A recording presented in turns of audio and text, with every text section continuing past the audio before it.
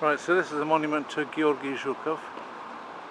1996 is when it seems to be erected, but I'm not sure who that is. Obviously it's a military guy because he's got this, like a bunch of medals on and what have you. Behind him is a different George. One George and another there. This one's giving his celebrated lance an exercise through the dragon's mouth, right through the back of the throat, which is quite a nice take of it. There's some plinths here, if you can call them that, with some names written up. I'm getting really the last of the light. Couldn't get out until that early. It's actually, at the moment, it's 25 past 8, but it's the 28th of August. Yeah, this is some of these names starting from L, which start up on the other print. So basically they're heroes of socialist work. So what that actually means, I'm not sure what they actually are supposed to have done, whether it's military or whether it was as they worked jolly hard in their companies. Well, perhaps not companies, because they didn't really have so much by way of companies. But you've got different prints of them there. Double heroes of socialist worker there, and there you've got heroes of Cabana included there. Some of them seem to have been added in afterwards, like outside of the normal. That one actually comes at the end with a sh, but these ones in S are coming after ya, U and ya, which is, as you know, the last letters of the Russian alphabet.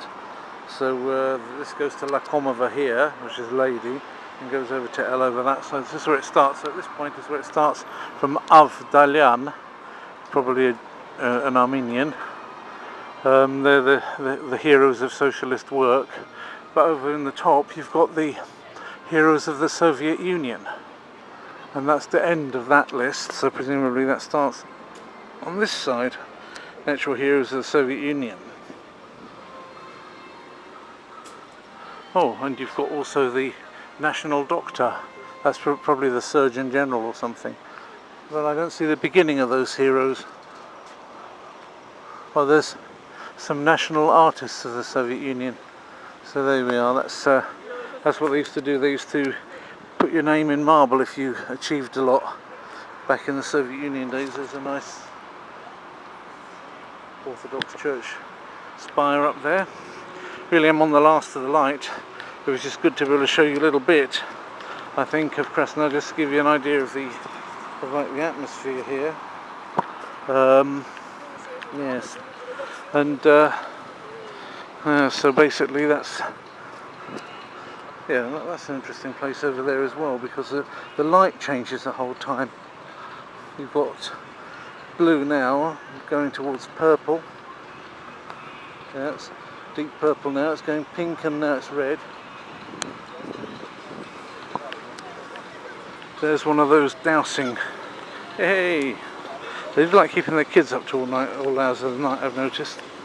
There's one of those dowsing vans just dousing the street with water to keep it cool.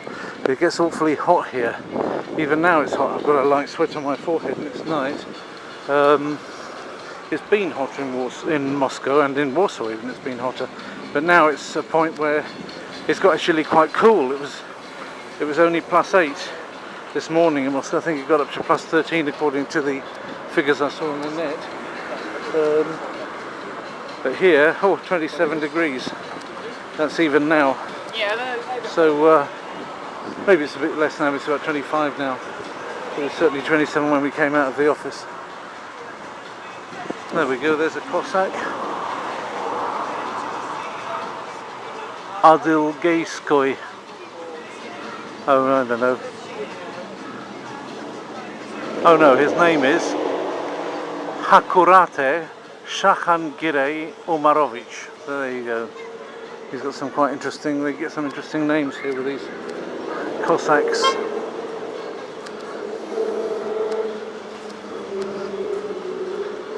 If you have an opportunity to come to Krasnodar, don't give up on it lightly, because it is a pretty good place, better than I expected it to be. I didn't really hear anybody singing its praises much, so therefore I didn't really know whether to expect much. But it is actually very nice to be here. Obviously just be ready for it to be rather warm if you're coming here any time during the summer. It is actually on the same kind of line down with, I think it's down there with things like with Bucharest and Rome and what have you, down on that line, the line with southern Europe. So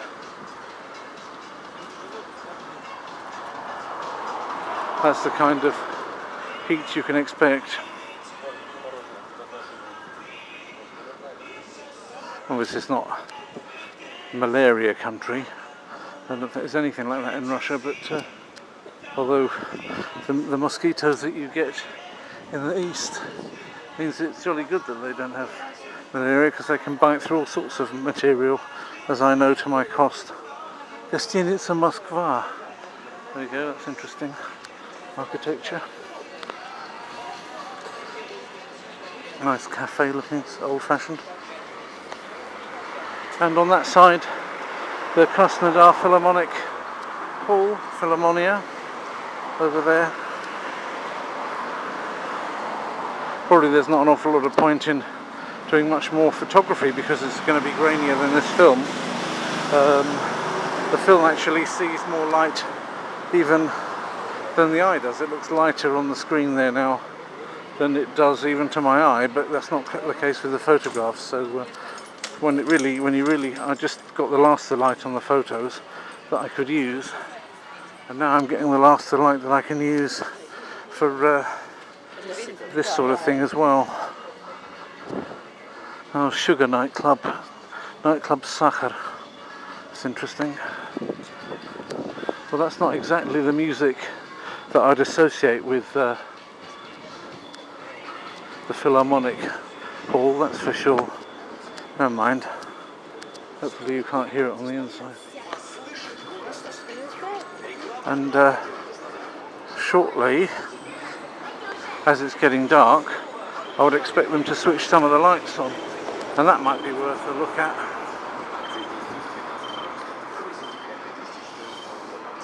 Just as in Moscow, you've got the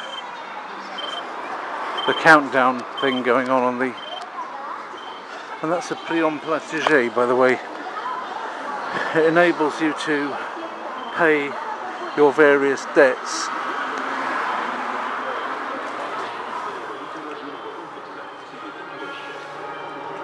For instance, if I had a Beeline mobile phone, which I do have actually, but I don't need to pay it because it's a company one, I can actually put the number in there and then just pay it from here, just feed money in, and it would pay my bills, which is, there are more of those around the place than there are of